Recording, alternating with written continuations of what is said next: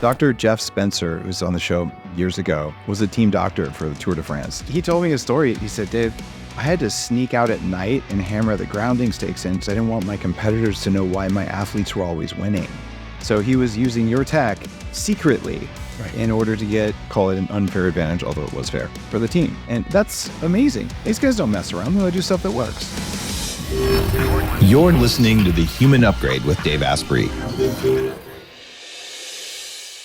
Today, I'm honored to have a pioneer in a field of health and wellness and even medicine who cracked the code on one of the things I mentioned in the very first year of the biohacking conference 13 years ago, the one that started the movement. And it's earthing or grounding. And the fact that it matters that you go for a walk on the beach or that you touch the surface of the earth without rubber between you and it. Because our bodies are electrical. They're also chemical. They're also light and magnetism and probably quantum-based, all simultaneously.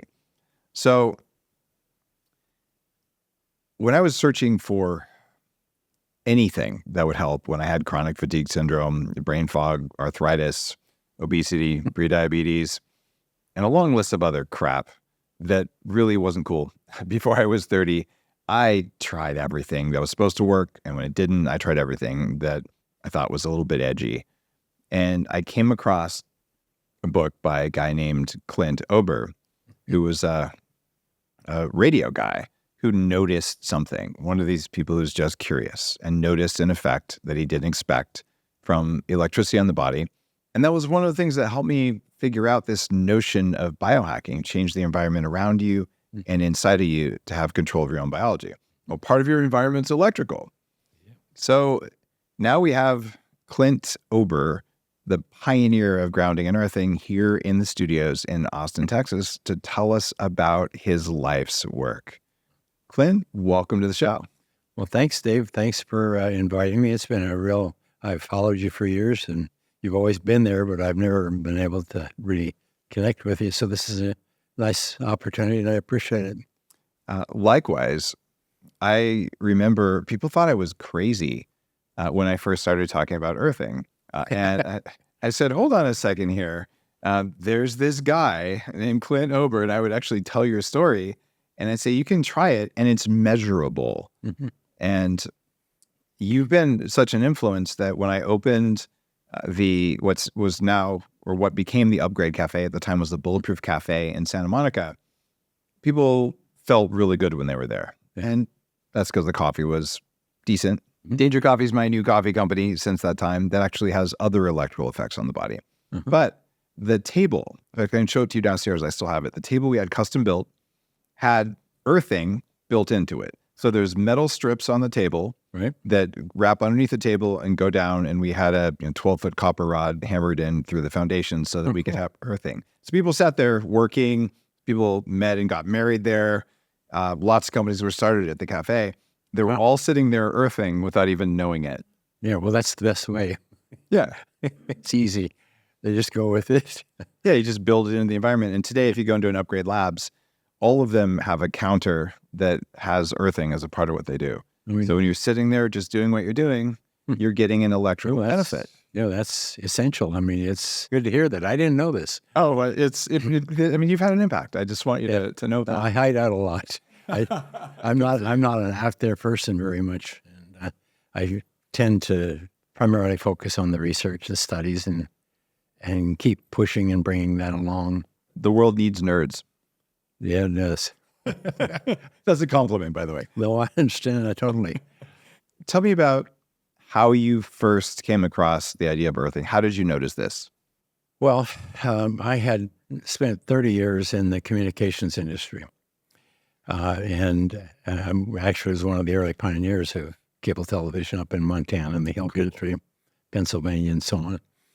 But anyhow, in that industry, we learned very early on you had to ground the wires to the earth in order to maintain electrical stability and to prevent interference and to prevent radiation from the cable system into the local environment and so on. So anyhow, I become I had a good working knowledge of grounding, and it evolved at about the same time we were doing that building cable, because cable was miles of wire up in the air. You had to ground it. But grounding's been around forever, but I didn't really understand it, nor did very many people in the early communication in the very early communication industry, other than for lightning protection. Right. But anyhow, we had to ground everything, and then we had to find ways to do it, and then it had to be effective and so on. And so anyhow, I just, over 30 years, by osmosis, you learn everything there is. And it's as much an art as it is a science, because the electric fields and coupling and noise and so on. One of the things that changed my view of reality when I was about 16 or so, I bought a radar detector for my car because I used to like to speed. And I realized that all day, every day, I was driving through an entirely invisible landscape of fields that existed because I had a detector. Right. Like, oh, look, there's a field here, there's a field there. Yes. And I think as an electrical engineer, you learn the shape of fields. You know what they're going to do, and then you can measure them, and you realize all around us, invisible, there's this incredible architecture and all this data. Mm-hmm. And when in my tech career, we would deal with things like grounding, we built large data centers. In fact, the first data centers in the world for the internet that held Google's first servers and things like that. Okay. So we had all kinds of strange electrical stuff we'd have to deal with. Yep. And even downstairs, I have one of the first 2,000 personal computers ever made, like by hand by Bill Gates and things like that. Yeah, cool. In part because my mother worked for the company. Oh, great. When she was pregnant. Awesome. Small world. Yeah, but that computer, if you don't ground yourself out before you touch it, the static electricity would shut it down. That's how I come on to grounding. That's how you came onto it, because the tech industry doesn't work without that. Yeah, because a lot of the computers, they're not grounded.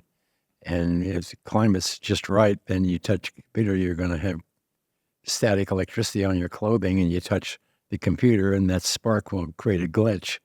And then you have to shut the computer down, bring it back up. And that's when one day I just recognized that, and I recognized that the computers weren't grounded and they were so sensitive. So I put a piece of copper tape, 1-inch wide copper tape across my desk, taped it right down to the desk, and here's the keyboard. And then I connected it to an electrical ground, because I knew, and then I would touch the tape and ground myself out before I would touch the computer. Then I could go to work and get something done. It's incredible. You're bringing up memories. As I grew up in Albuquerque, which is a very high static electricity, high desert. Very high, yeah. And we had a rule when we were touching early computers. My dad was in tech, so I had a pre-DOS computer when I was 8. Right. And same thing, we'd always have to find a heavy piece of metal and touch it to ground ourselves out at least a little bit, but your solution was better.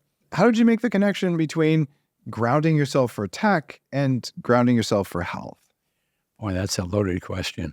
I retired when I was 50, 30 years ago from the communication, because it came into its own, everyone, and the money people had arrived.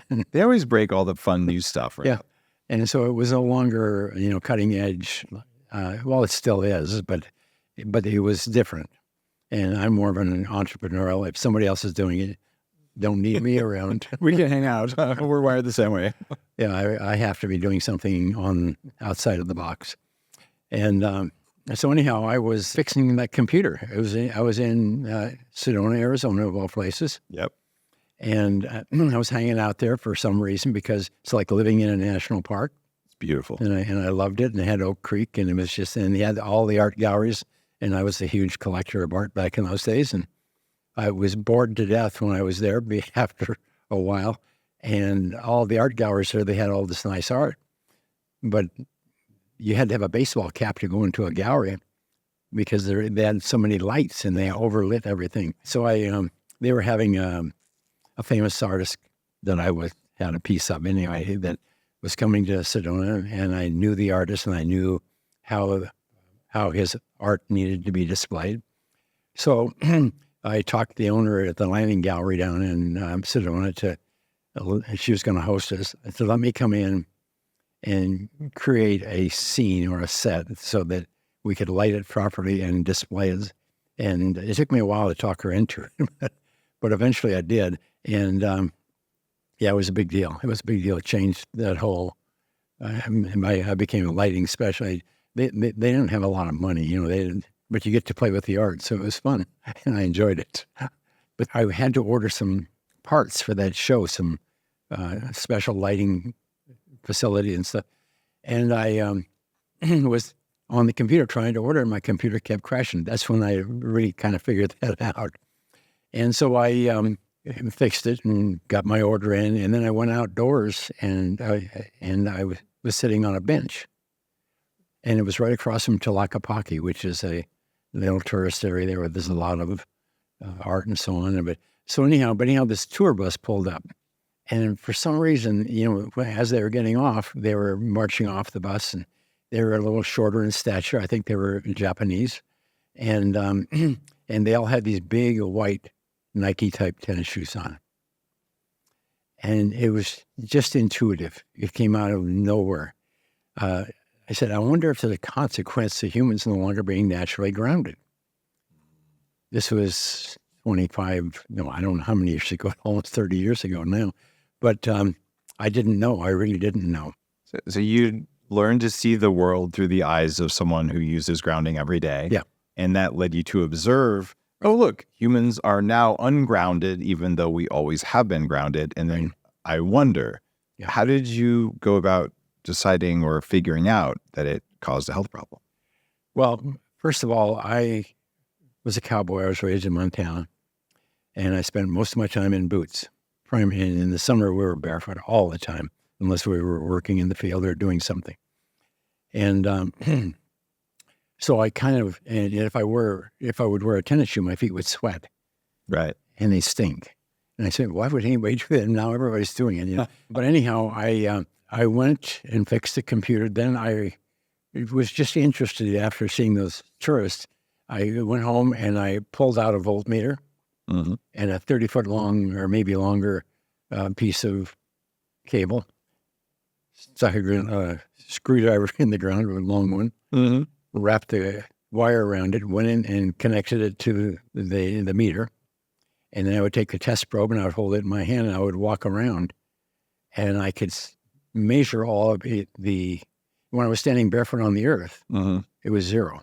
But when I went in the house, then every time you take a step, static electricity is it's everywhere, and no one's really aware of it, right? And the problems that it creates. But anyhow, so I started measuring. I went into the kitchen. It wasn't too bad. The refrigerators are grounded. A lot of stuff is grounded in the kitchen. But you go into the living room.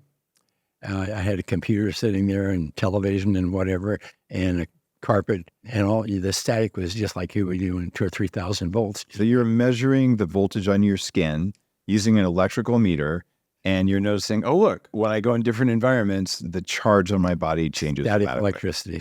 Okay. And so then I went upstairs to the bedroom and recognized that the bedroom was the highest voltages in static in the house, because you got a mattress that's full of static electricity. You got synthetic bedding, sheets, all that kind of stuff, carpets, and just dry air. Right. And so anyhow, somehow I went back to the hardware store and I picked up a roll of 2-inch wide metal duct tape that you would use for heating vents and stuff. And I laid it across the bed lengthwise. I connected it to a wire, threw it out the window, put the wire and connected it to a ground rod, threw a second wire out, connected it to the meter. So I could hold the probe of the meter in my hand, sit on the bed, and I knew what the voltages were in that bedroom. And then I would lay down and put my feet and my bare skin on it, and the meter would go to 0. So I knew I was grounded, just like in the cable industry or anything else, So I just said, okay, well, there's something really going on here. I didn't know what it was because I was not aware of this charge on the body. Right. I did not realize that the human body was such an antenna. So anyhow, it made all sense in the world once I started playing with it, because, we were using microwave antennas and low power TV antennas, and you can't ground any of that stuff because it'll short it out, Mm-hmm. But anyhow, here's the human body, of a bag of water and mineral and whatever. And so you step into the room, and then all of a sudden you are whether it's static electricity, it's going to build on your body, whether it's the EMF, all of those kind of things. But anyhow, so you create this charge on the body. Mm-hmm.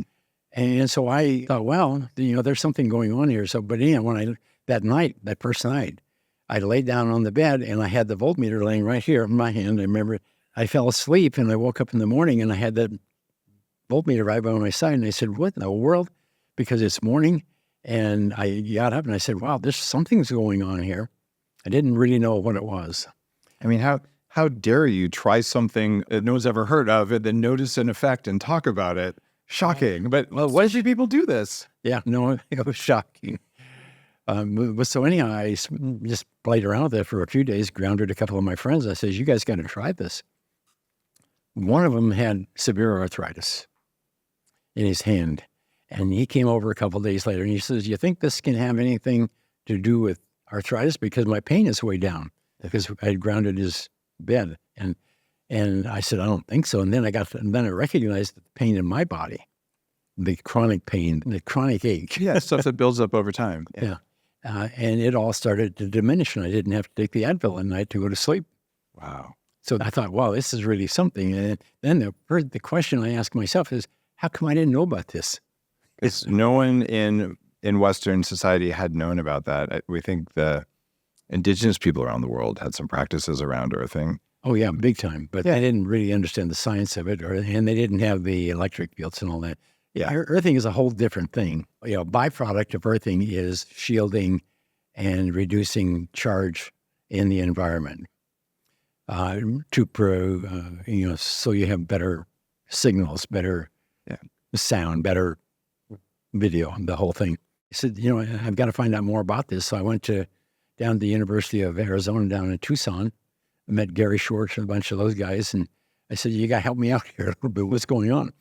And they didn't really know. And it was surprising. And then I went to some of the medical libraries and nobody could give me any answers.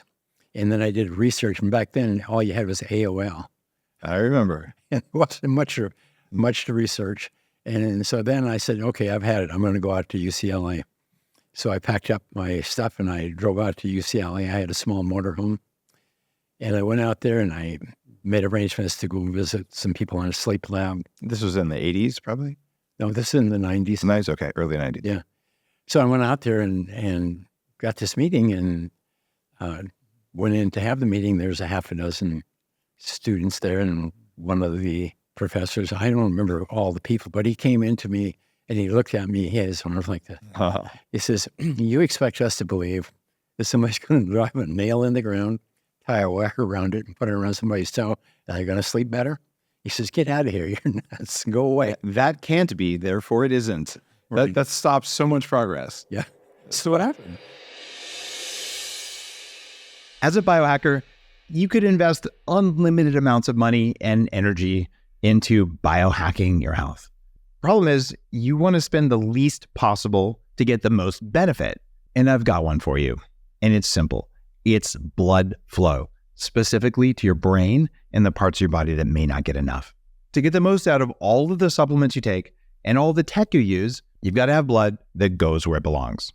To protect the fragile inner lining of every blood vessel in my body, I use Arterisol HP, and I have for 7 years. It's from a company called Calroy Health Sciences, and they have researched their formulations to the ends of the earth so that they actually work. The product Vasconox HP provides long-lasting nitric oxide support about 24 hours, according to an open-label published study, far longer than typical nitric oxide bead supplements. So if you're ready to stack your hacks, get more benefits in less time, go to calroy.com/Dave and they'll give you a great deal. All of your other hacks will thank you. So what happened? The university, they said, very, very simple. It costs you about $5 million. $2.5 million goes to the university and probably $2.5 million goes to the people that would do the study. And then there's no guarantee it would get published. And I said, that doesn't make any sense. Not at all. Whatsoever. So I packed up all my stuff and I left, but I kept the card from one of the students. And I called him back and asked him, I said, I needed to design a study so I can get more information so people can better understand what I'm doing. Right. And so I designed the first study, had 60 subjects, 30 of them grounded, 30 of them not. And the first thing we found out is they slept better, pain diminished, TMJ disappeared, PMS disappeared. It was blinded, so they didn't know whether they were grounded or not. Yeah, they were blinded, yes. They had a phony, jimmied up ground wire. Wow. And what was really dumbfounding, and probably the most important thing that I learned then, because I thought it was the fields. I really honestly thought that while these fields are electrifying the body, which they are, it's measurable, sitting here and not being grounded, you have a charge on your body, period. One day when I was doing that first study, the nurse that was in charge drew a couple of names out and I would go out and install them because nobody else really knew what I was doing. So I installed 2 people. Both of them were about 80 years old. One of them was female, one of them was male. The one who was male, they had just had bypass surgery and all kinds of health, and he was death warmed over. But when I went into his bedroom and to ground his bed for the study, he didn't have any electric fields in his bedroom. So it wasn't the field. No, none whatsoever. And so I thought to myself, this is a waste of a test pad. But he was a nice guy, so I did everything. And so then I went across town. This was in Ventura. And I went across town, and here's this woman who was like 80 years old, and she had flaring arthritis in both wrists.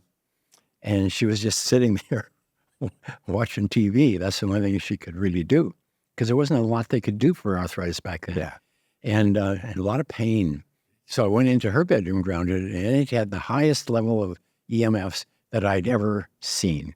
It was like 18 to 20 volts of EMF charge on her body while she was sitting. But she had heating pads. She had older antique type lamps with metal lamp posts. And so they were radiating electric fields. And her son came along, and I said, well, I need to test her to find out what the voltage is. And so I measured her voltage to see what her body voltage was. And then after I was talking for a few minutes, she says, well, this one's working, but this one isn't. And You could feel the difference. the one that was working was the one going to the meter. She couldn't have felt it because it wasn't going to the ground. It was just a test meter. Okay. That's interesting. So I swapped the patches, connected the meter to the other one, and turned it around. And a few minutes later, she says, now it's working. And what it was doing is it was reducing pain rapidly. And so anyhow, that night, on the way home, I went to the medical supply house and grabbed a whole bunch of electrode patches, because that's what I used anyway for testing. And I went and called up a couple of people and gave them a cord and just a patch.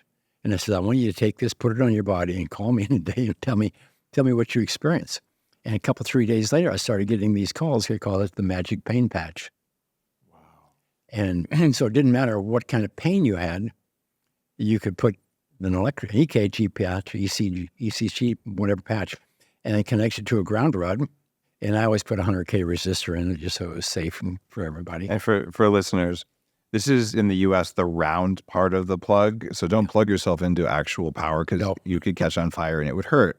Yes. In Europe, it's much harder to do. Yes. And so that's a whole different discussion. Yeah. And the resistor he's talking about, make sure that if lightning or there's some kind of unaccounted for surge happens, that you don't get shocked from that. Yeah, that's all built into the earthing cords. So anyhow, about a month later, we went back to, or the nurse went back to collect the data from those two individuals. I never had contact again.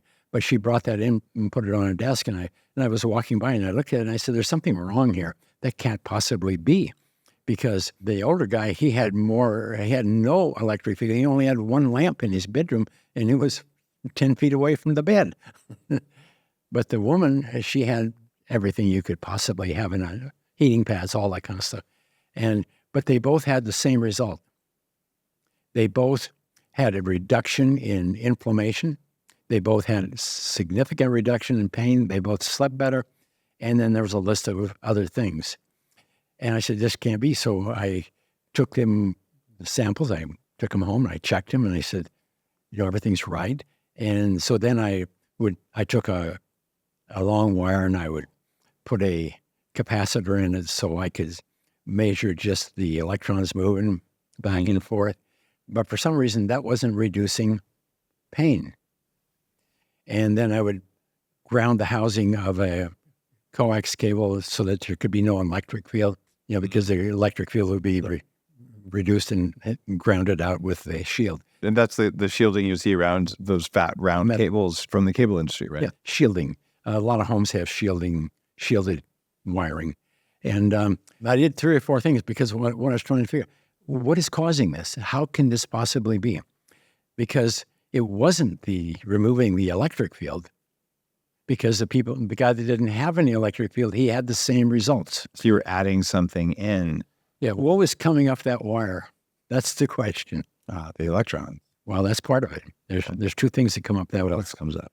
Well, one of them is the electrons, of course, because the Earth has a natural native surface charge. So when you stand on it, then your body absorbs that charge and equalizes with it. Then the human body has no charge. And that's when it works best.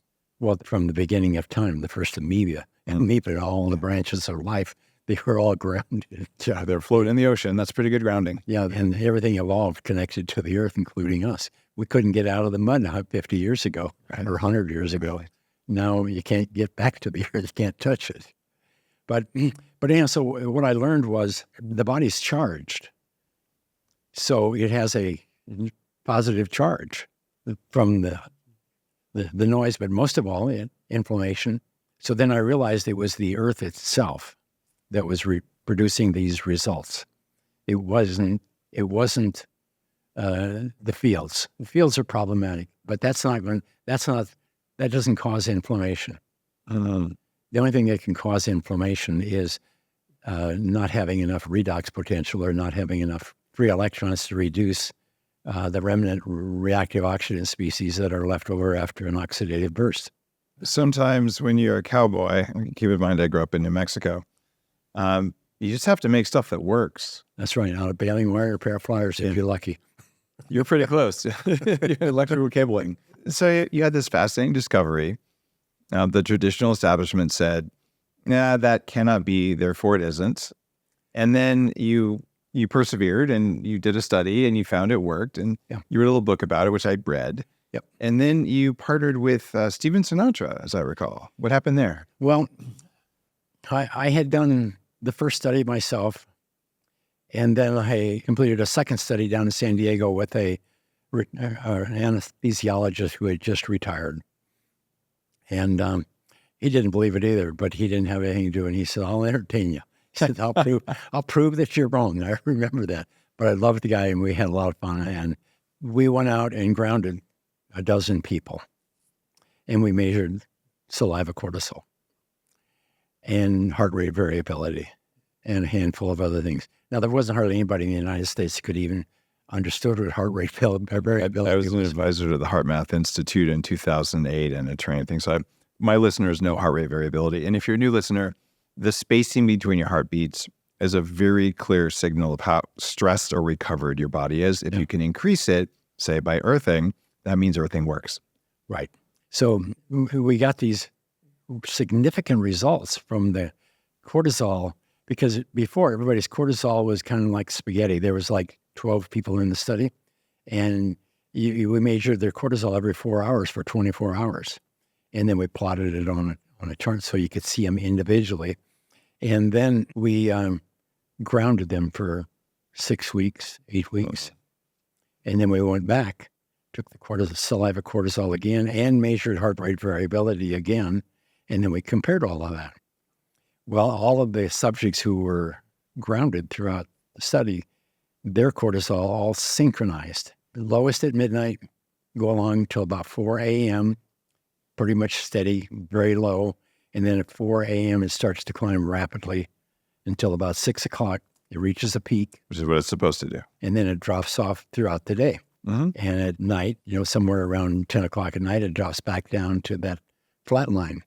So I learned 2 things. One, if you aren't sleeping, it's because your cortisol is elevated. That is so true. And the people who wake up in the middle of the night, it's because blood sugar goes down. Body says, oh, I got some cortisol to raise your blood sugar. And then you have racing thoughts. Exactly. Since you're dropping the cortisol, they're not having that problem. Yeah. So Dr. Ghali, he couldn't understand the heart rate variability.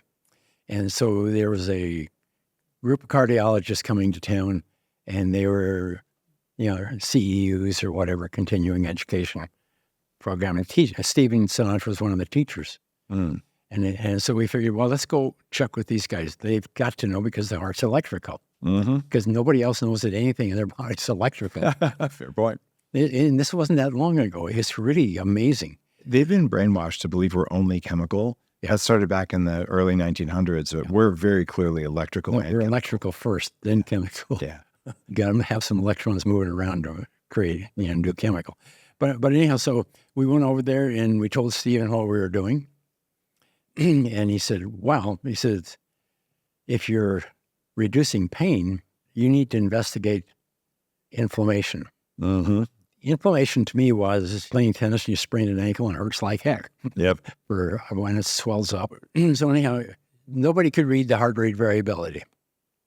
None of even the cardiologists. Yep, they didn't teach you back then. They didn't really understand what it was because it was developed in Russia and brought to the United States, and they started pushing it around in around 2000, I think. And interestingly, the guys doing all the research that made this popular in the U.S., it's an electrical engineer who's doing it. Roland McCready, who's been on the show from HeartMath. Okay. And so you got to have people understand the electricity who start looking at biology, because the biology people already believe we're not electrical. Yeah, they don't understand. Yeah. And it's all about food and whatever, and it is, but it isn't. So that's how I connected with Stephen. And there's a lot of stories there. And Stephen was a great help because they were doing some tests there and doing some studies, and they had me participate in one of them. And my blood vessels had more elasticity than anybody in the group. Mm-hmm. And I wasn't a cardiologist. And they said, "What do you do?" I said, "The only thing I do is ground." Yeah. But that's when Stephen took a real big interest in it. But he told me, he said, if you're reducing pain, he says you have to realize you have to begin studying oxidative stress, because pain is a byproduct of oxidation.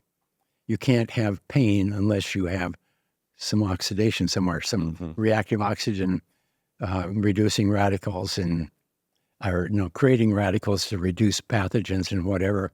And then any remnants of those, if they're not grounded out immediately, it took me a long time to figure that one out. But if you don't ground out these reactive oxygen species, then they'll attack a nearby cell, steal an electron, and then another neutrophil will come over and try to fix that. And then you set up a chain reaction. That's the fire of inflammation, because there's not enough redox potential, not enough free electrons to. Somewhere about that time, that's when the bell went off. I said, basically all I'm doing is throwing water on a fire, because inflammation is oxidation. Right. That is what fire is. And but anyhow, then I recognized that these electrons that we're adding to the body are reducing this inflammation. So what they're doing is just restoring what nature had relied on throughout all of time, because the body was always grounded. You didn't have to think about it. It's like air. You didn't have to think about it, but it was there. Sunlight, it was there. And you didn't even have to know about it. It's incredible how much of that knowledge was kind of lost, especially in the West. And as you said, the Russians have always had a really unique electrical view of the body, which is why some of the best biohacking stuff has come out of Russia over the last 60, 70 years. Mm-hmm. What I liked about Dr. Sinatra was that he kind of put his career at risk. He was a bit of a maverick cardiologist. He spoke at the Very much longevity nonprofit group that I ran many, many years ago in Palo Alto. Mm-hmm. And even then, for someone with a medical license to go out and write a book with you and to really back up what you were saying, that's a huge risk to your license when you're willing to say something new. And he had the balls to do it. I'm really sad, because he was scheduled to speak at one of my big biohacking conferences, I believe the one 2 years ago. And sadly, he passed a couple weeks before the conference. So I didn't get to put him on the main stage, but he deserved it because he was willing to be curious. Yeah, Stephen was out of the box guy. Yeah. We were like brothers. he said, Clint, this is the most important thing that I've ever discovered. He said, CoQ10 and grounding. Yeah, that was he was the guy who was a big CoQ10 fan. Yeah. It was him and Julian Whitaker. Yeah. Were the two big people saying, guys, your body will grow new blood vessels if you give her the things you need. I even I reached out to Stephen and Julian Whitaker about 20 years ago when my dad had a heart attack and got advice from them because it was important to not just do what the Westerners think. Right. You got to know everything. Yep. So over the years, since you came out with this, we'll call it a new discovery or maybe a rediscovery, how's the public perception been? It's like when you make a discovery. Being an entrepreneur, it's the greatest day of your life. The next day is the saddest day of your life because you learn that nobody else knows what you know. Yes. And you have to teach people one at a time. So I started out grounding one person at a time and then small groups. And the guys really they were really challenged with grounding because I heard it so many times. Well, if this were true, I would have known about it. Somebody would have told me about this. Someone just did tell you. And I went through that myself. How come I didn't know this? And you're an expert in grounding. I was the pioneer and all this stuff. And the women were different. I could meters on the tail, do whatever, do tests, whatever, and they would all immediately just reach over, push it away. Interesting. Say, I don't want no tech.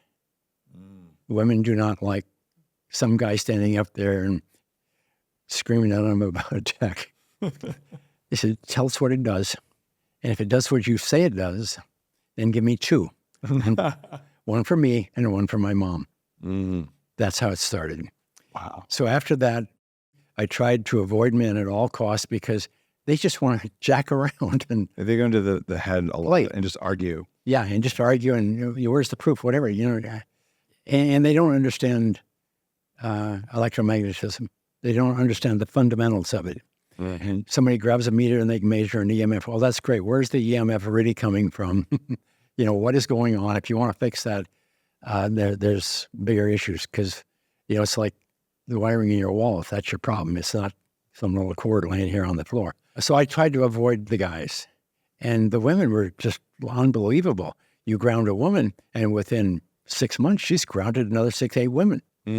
So over a period of 24 years, our customers are still 99% women. No kidding. Yeah. The guys that buy are the ones who the wife convinced them or did something or bought a bed pad and made him sleep on it. Most of the time, the wives don't even tell their husbands that there's a earthing mat under the sheet because they don't want to take the abuse. So the women, it's an organic thing. I couldn't have done it myself. The women have done this. The only thing I've ever done is try to keep the prices as low as I possibly could. And the only thing I ever really did out there was, David Wolfe stumbled in one day and he fell in love with grounding. He said, all you need in life is grounding and raw food. And I said, well, you're pretty close.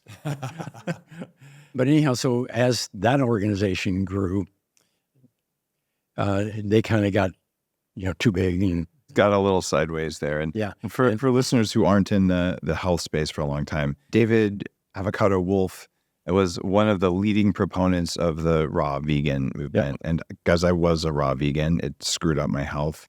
And I gave a talk at his conference. Like that was when we first met. Right. And I said, I hope you'll forgive me, but I'm a lacto, ovo, beefo, porco vegetarian. Hope we can be friends. And I explained why they should eat ghee with their vegetables. And right. The next year when I went back to David's conference, 2/3 of the audience wasn't vegan anymore because they were eating a cow product called ghee. Exactly. And because they felt so much better, including David. So I'm like, I de-veganized a bunch of people. Yeah, even myself. Yeah. Cool. And you, at that conference, you were selling them. And I also at the time was selling earthing.com products. I had a very small store when I first started Bulletproof. It was called Upgraded Self. And yours was one of the first products that I ever put out there because I'm like, we have to change our environment to make our bodies healthy. And the electrical environment is a huge variable that no one except for you was talking about. You and Dr. Tennant, right, who's also a friend who's written multiple books. One of this ceiling is voltage. Like there's something going on in here. I spent the last 25 years at least or more 24/7. working on this because it affects the life of every person on the planet. It doesn't. It's one thing if you know it, you say it's worth not being around it. It's another thing if you don't know it and you're in pain and things aren't working, and maybe all I had to do is take your shoes off and go outside for a little while. Mm-hmm. I noticed meaningful changes if I do this after I fly, because you build up a big charge when you fly. Huge changes. And here's a little story for you I bet you don't know. Dr. Jeff Spencer, who was on the show years ago, was a team doctor for the Tour de France. Do you know Jeff? I know Jeff. Oh, you do? Okay. Very well. Maybe you know the story. Grounded the Tour de France 7-8 years in a row. Yeah. He told me a story. He said, Dave, I had to sneak out at night and hammer the grounding stakes in because I didn't want my competitors to know why my athletes were always winning. Right. So he was using your tech secretly in order to get, call it an unfair advantage, although it was fair, for the team. And that's amazing. Like, these guys don't mess around. They do stuff that works. We build special sleeping bags for them. We call them recovery bags. Okay, cool. And so after they would get done with the race, they would go to triage, do whatever, take care, and then put them in the bags. And some of them we would put, like, you've seen the electrode patches. I have a bunch of some of them would have, a dozen electrode patches on their body because, they hit the dirt and skidded down the asphalt or whatever and road rash, all that kind of stuff. But, so they would put the patches on them and ground them out. And the thing that was miraculous about the grounding was every rider with the U.S. Postal Team and Team Discovery, they finished the race. The whole team finished the race. Which was unusual, totally unusual.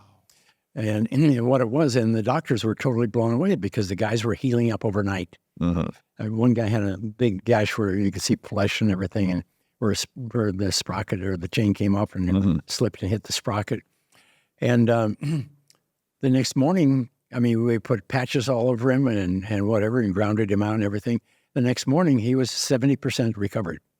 Sufficient enough to get back on the bike and go back in the race. But that's how phenomenal grounding is. The changes that happen in the human body when you reduce the inflammation, then the immune system can clean up the mess around it, and then it can go back to work and return the body to normal. And that's what it does, and it does it quite quickly. And we don't even have to understand it. It just happens.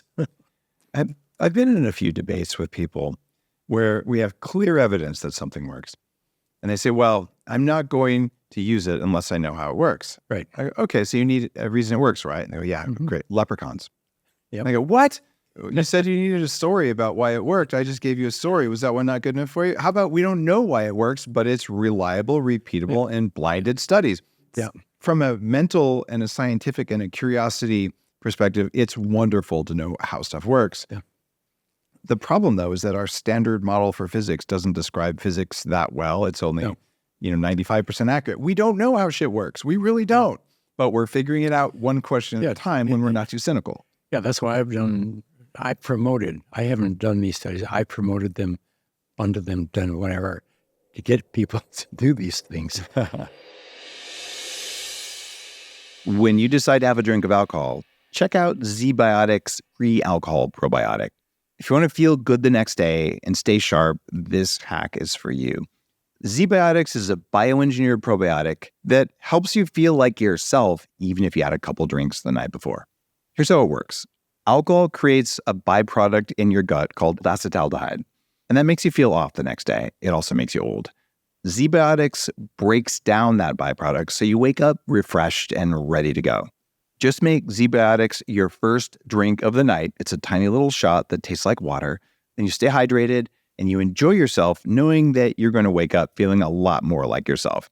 This time of year is packed with lots of social activities and people sometimes have a few drinks. Stay ahead by stocking up on ZBiotics now. I always have ZBiotics if I'm going to have a drink.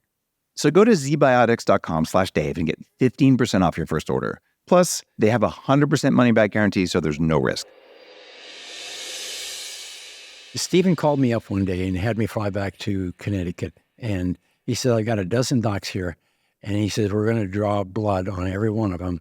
And we're going to put dark field, white field, and so we can look at the blood. And then we're going to ground them for 30 minutes or an hour. And then we'll go back and look at it. The first thing we learned was that all the blood separated instantly. So the question became, and all these docs said, well, this is all great, but why? How does grounding do that? How does grounding make the blood separate? How does it return it to normal viscosity? Nobody knew. And so then Gaetan Chevalier down in San Diego and Stephen and a couple of us, we got together and we created a way that we could measure electrons on red blood cells. Oh, cool. So we knew that if your blood is thick and sticky and you're on blood thinners and all that kind of stuff, it's because your blood doesn't have enough electrons. I mean, they're sharing electrons and sticking together and creating rouleau formations and so on. But as soon as you ground the body to the earth, the blood travels once a minute throughout the system.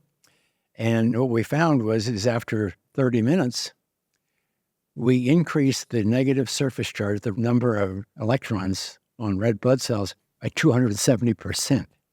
That's a published study that's access to the world. Everybody has. Wow. That's actually news. I have not come across that study. Okay, that's Stephen's blood viscosity study. And for listeners, there's a whole field of research called dark field microscopy, where you look at living blood.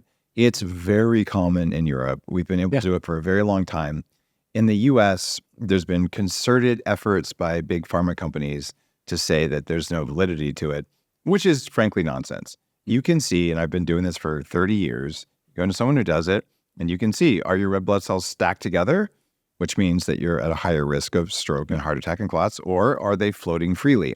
And anything you do that changes it, whether it's coenzyme Q10 or sunlight or earthing, you can measure a difference. In fact, some of the tech that I have here in something like 20 studies using dark field microscopy can affect blood coagulation. This isn't even earthing. This is a quantum thing, but it's a way of knowing whether it works. This is what happens to you won't be able to show this on the screen, but this is what happens to a cardiologist's blood. This is before. Oh, this is cool. I'll hold that up. We can probably get it on the camera. If not, if you send us this, we'll... Yeah, you can have that, or I can send you the slides. Right. And I don't know if the camera can zoom in on that. But that's so before, that's first before. one, fluffy, stuck together. And then the second one... That's just by grounding the body to earth. That's just by putting your bare feet on the earth. And even better, this is a cardiologist's blood, which is funny. These are all cardiologists' blood. There was a dozen of them in the study. You're reminding me of what happened to me with this weird idea of putting butter and MCT oil in coffee. Mm-hmm. There was a very pronounced effect, and millions of people started doing it. And I had 6 proposed reasons why I thought it might work. I wrote about them in my book. And it turns out probably the main reason people were getting this burst of energy, and the reason that Tibetans do this at high altitude, wasn't on the list, because it was a researcher at the University of Washington where I funded some research, and his name is Dr. Gerald Pollack.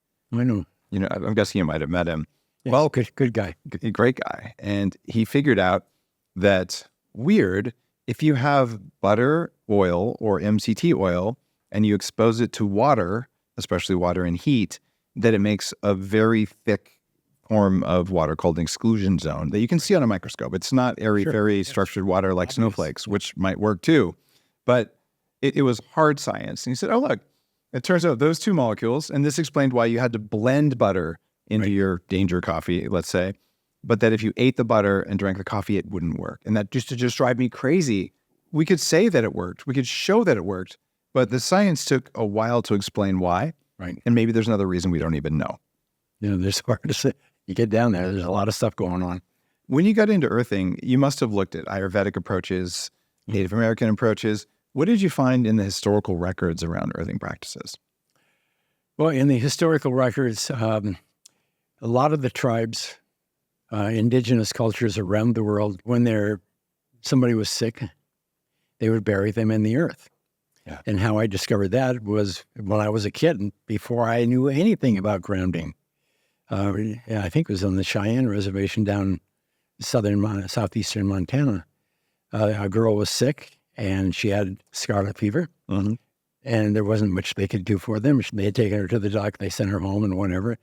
And so anyhow, one of the grandfathers came out, and they dug a pit in the ground.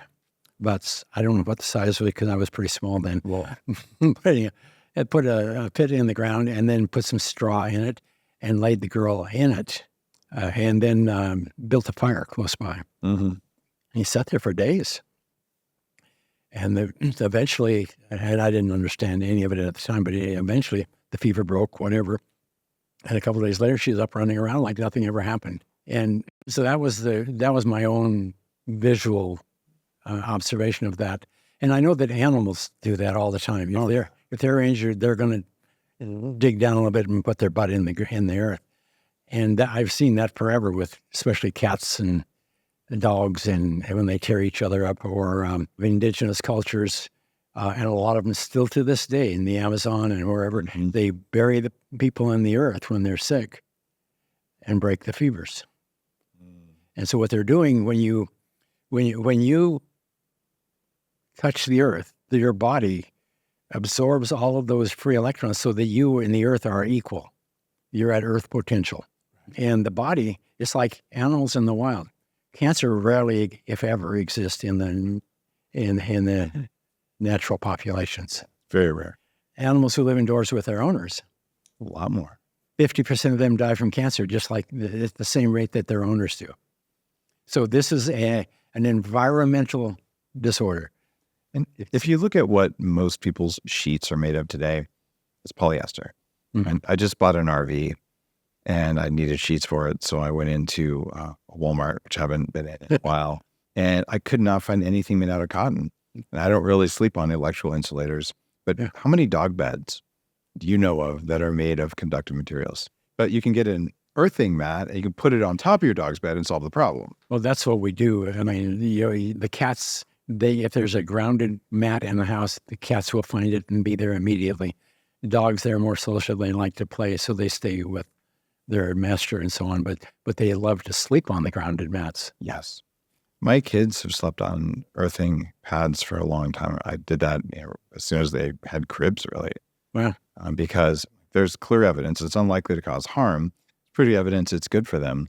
I don't think they're probably doing it right now because, stuff happens. But I do. I sleep on one. Yeah. And it's very inexpensive to get an earthing.com thing. And guys, this isn't like we're here to sell you earthing stuff. Like you said, Clint's been retired for a long time. He started a company to make cool stuff. So if this appeals to you, it's quite affordable. The other thing I've used for years is you make a little pad that goes on your desk. So when your hands are resting on a mouse pad or your keyboard tray, you can be earthed. And I've done that for so long. Yeah. There are millions and millions and millions of those that have been sold around the world. We call it the poor man's sleep mat. Yeah. But they sleep directly on it. Mm-hmm. You can put it on your bed too. And it works. It works instantly. Yeah. I traveled with one for years. Yeah. I kind of fell out of the habit. And one of the things that always drove me crazy is to go to Europe, they don't ground the electrical system the same way. So I brought alligator clips and I would ground it to the shielding on the cable system for the TV. Because that was the best ground I could find. Works perfectly.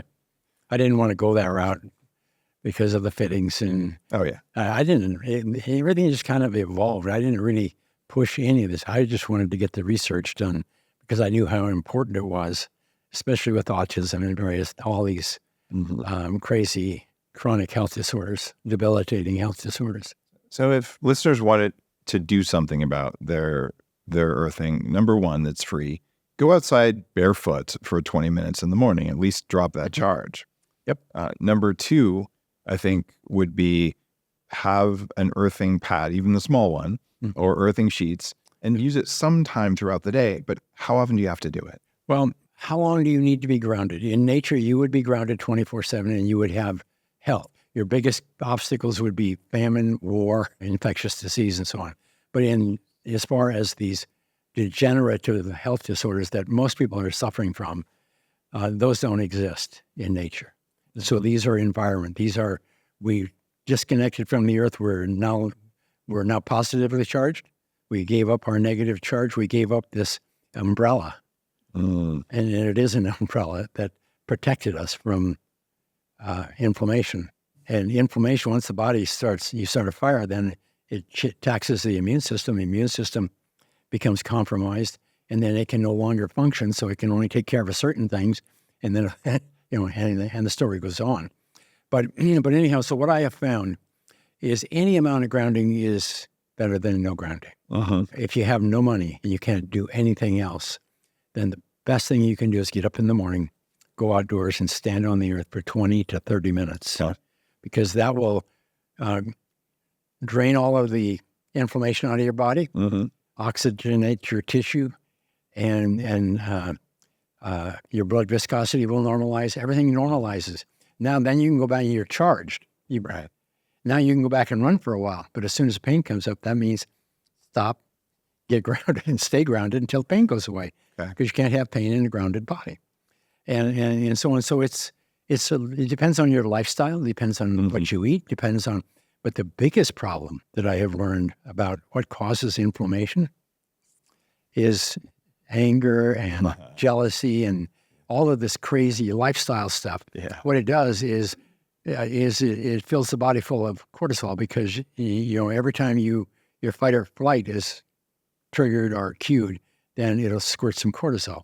And if you live in a chronically elevated mental state that is, challenging, then that's going to fill your body full of cortisol. The cortisol is going to create anxiety, irritability, oftentimes depression. Then after that, it goes into the oxidative, degenerative diseases. So the answer is this: if you have pain in your body, your body's on fire, you need to go get grounded.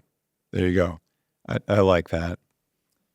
I've experimented with grounding shoes over the years, and I know that if I had leather soles in my shoes that weren't finished with plastic, and I wore cotton or wool socks, and I didn't have an insole made out of cork, which is an insulator, or made out of any kind of plastic, and I was walking outdoors on a surface that was probably moist, I'd probably get some electrons, but not very many.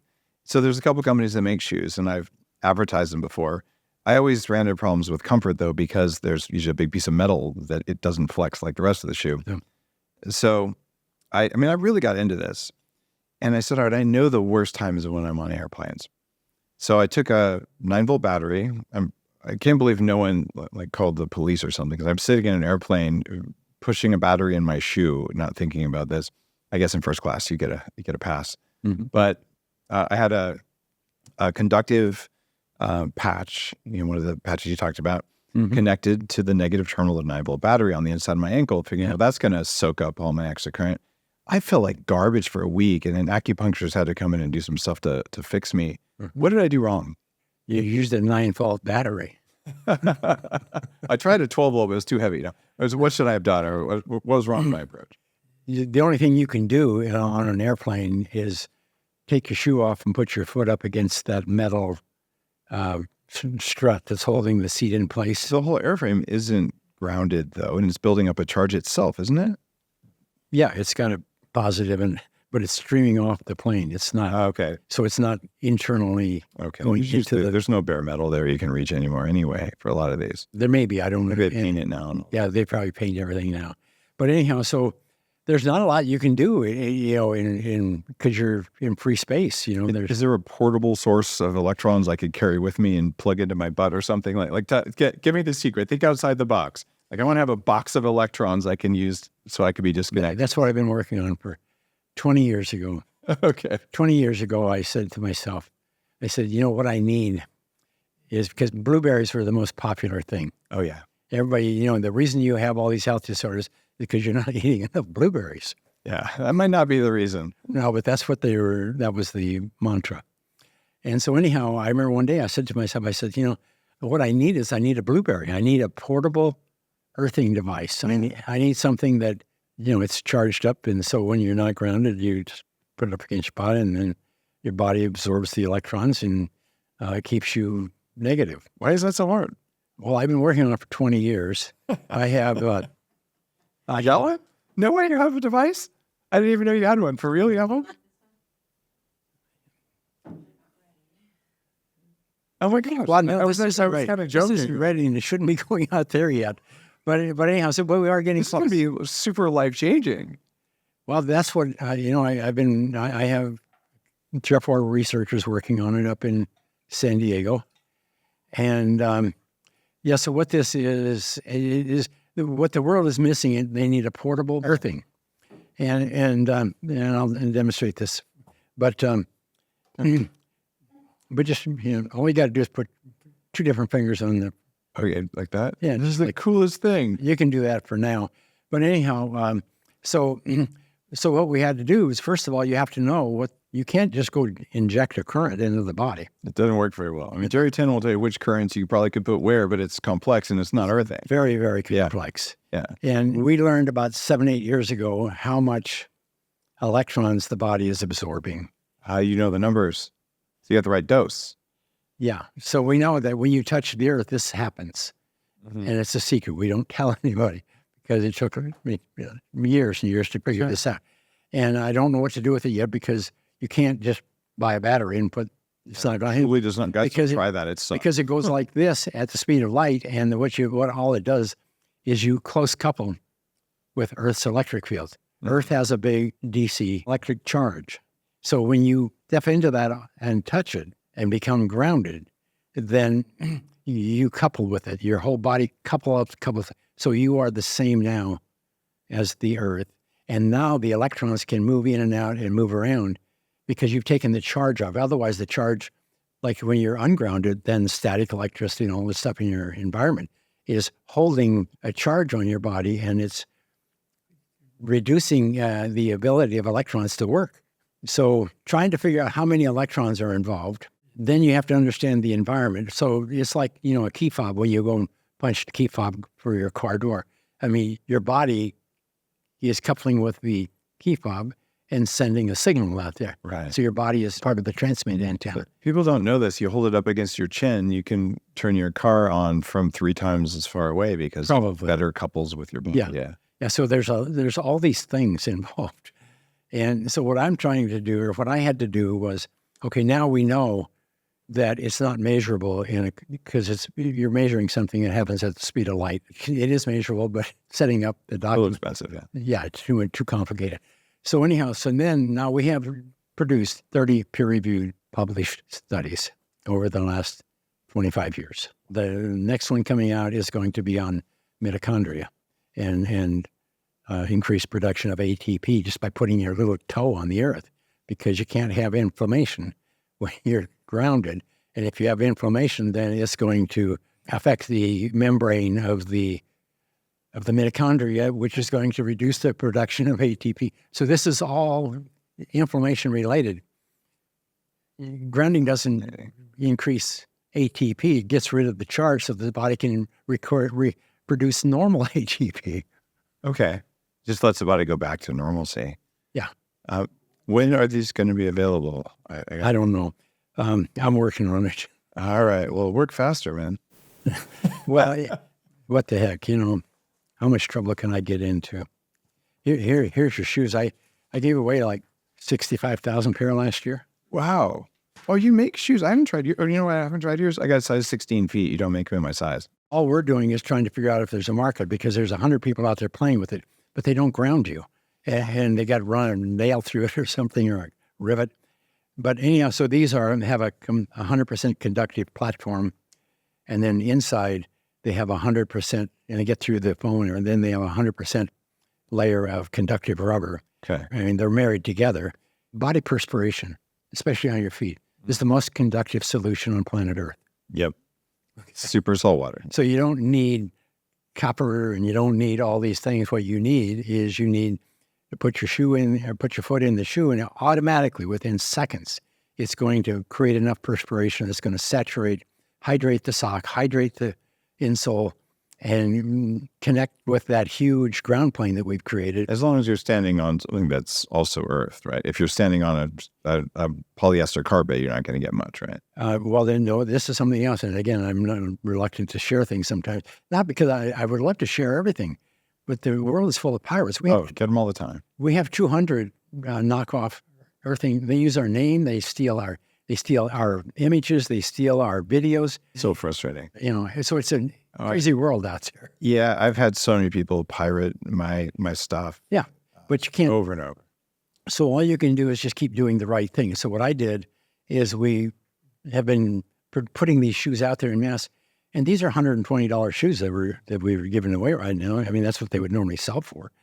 And those are already available on the market? Not really. I mean, we don't sell them. We give them away. Just give them away, okay. Because we were trying to educate. You can't just go out there and scream, well, I got a grounded shoe. Well, market education. Yeah, you have market education, and then you have two kinds of charge dissipation. One, if you're standing on the earth, you're going to be earth. You're going to ground and equalize with the earth. But if you're in the house and standing on carpet and you're wearing rubber sole shoes, then each step you take, you're going to create 2,000 to 5,000 volts of static charge, contact to separation. So now, if you have non-conductive shoe on, that charge is going to stay and bleed off. Oh, this keeps you from building up the charge. So this helps reduce and prevent the charge. And surprisingly, we've had women and hairdressers and women who work on their feet all day, and they just swear by these shoes, and they're standing there on the carpet insulated from the earth. And so all we're doing is we're not eliminating the static electricity. We're creating a path for the static electricity to rapidly get back to where it came from. You stop it from building up. Yeah. So you're not dumping it, but you're not getting more. But as soon as the public finds out about that, they'll all go crazy and say, well, it doesn't matter. I can't do anything about what the internet does and Google. And I've got three people I could introduce you to who are all making shoes with wide toe boxes for barefoot people who are all aware of grounding. These are all wide toe boxes. These are wide toe boxes. Beautiful. Okay, so you don't need to talk to anybody. And we only want to market to the earthing people to begin with because they're the only ones that understand what it is. But we want to give them the shoe so they can experience it. If they have a life-changing experience, please tell us and let's share it with the world. Wow. And help people understand this because somebody's got to make the investment, the educational investment. And that's what I've done most of my life. Yeah. I've never sold a product in my life. Wow. All I've ever done is, David Wolfe was the one who jumped on this first, and he said, this is God's gift to the world, whatever. And it is. It's a birthright. But everybody, got too crazy about the money. They don't realize how much work is involved to educate but you have to be very responsible if you're going to take people's money. You got to give them something. And you have to be really, really careful about making promises about what grounding will do, because grounding will do what our studies show that it does, but you have to replicate the environment of the study. The environment of the study, or the type of conductivity, or the type of grounding. But anyhow, I wanted to share that with you. I'm intrigued that this audience, I would say, almost universally understands that grounding is important. Okay. And it's only taken, let's see, since 2011, what is that? 14 years, 13 years? Yeah. And $90 million to do a little bit of education in the world about biohacking. But earthing has been a part of it since the very start because of your work. And guys, you're always looking for the latest biohack, and so am I. And I've done, central circadian clock resets with stem cells and ultrasound and gene therapy. I've done everything. Some of that's kind of expensive. So are supplements. This is a one-time cost. What's the lowest end product, like $30 or something for the thing that goes on the desk? $29.95 on up to a couple $100 max. Yeah. So basically, one-time expense. So if you're saying I'm on a limited budget, this is one of those things that's, you do it once, you put it somewhere you're going to touch it often, and you get benefits over time. So this should be in your biohacking stack just because it's not a lot of work. There's not a lot of money. You're going to have better outcomes with all your biohacks if you're grounded in the first place. When you want to upregulate mitochondrial function, dropping the charge might help a little bit. Yeah, well, it's essential. It's really essential. It's worth the time because some things are expensive every month. Some things are just really expensive. This is affordable. You have 30 studies over 25 years. There's enough there that you can tell there's something there. And maybe there's stuff we don't know. But we do know that it does a lot of really good things. So everyone should be aware of this. Yeah, and they can do their own experiments. Yeah. Just take a chair and go outdoors. If you have an Oura ring, take your shoes off. Yeah. I have one. You can measure your heart rate variability. Like put it on your bed, see if your heart rate variability changes. It probably will. Yeah, you can do a lot of experiments. You're going to, with grounding, you can affects everything. Clint, your work has definitely changed the world. And I think it's going to continue to do that. And it's definitely changed my awareness of things since the very early days of biohacking. So sincere thanks for all you've done. Can't wait for you to get these new little unavailable devices and the shoes out there. We'll talk about Our that in a audience minute. wants this. And this isn't about, making a ton of money. This is about people who want to buy something that has benefits and just providing value in exchange for value, which is, I think, how the world's supposed to work. I think so. That's what I'm a cowboy from Montana. That's the way it used to work. Yeah. Taking care of each other. There's still a lot of that out there. And you've done great things, and it's really an honor to have you out here and have you on the show. Well, it's a privilege and an honor to be able to sit and visit with you. Well, it's about time. Guys, if you like this episode, go to earthing.com and try this. And if you think this sounds totally crazy and I'm off my rocker, I totally respect your right to be wrong. I'll see you next time. See you next time on the Human Upgrade Podcast.